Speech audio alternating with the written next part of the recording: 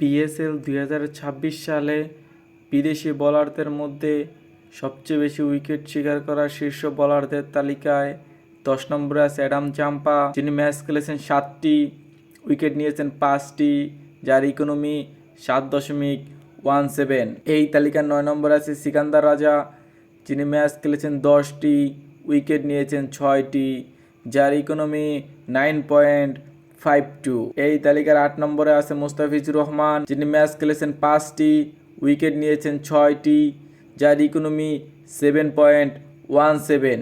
এই তালিকার 7 নম্বরে আছে মঈন আলী, যিনি ম্যাচ খেলেছেন 10টি, উইকেট নিয়েছেন 8টি, যার ইকোনমি 8.75। এই তালিকার 6 নম্বরে আছে ক্রিস গ্রিন, যিনি ম্যাচ খেলেছেন 10টি, উইকেট নিয়েছেন 8টি, যার ইকোনমি 6.77।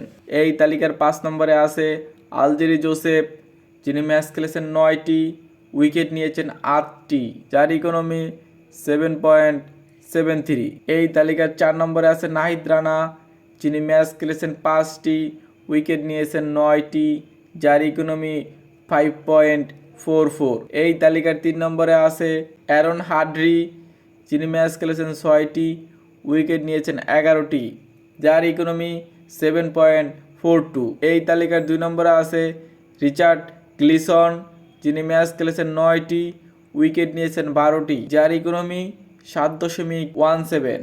এই তালিকার 1 নম্বরে আছে পিটার সিডলি, যিনি ম্যাচ খেলেছেন 11টি, উইকেট নিয়েছেন 13টি, যার ইকোনমি 8.87।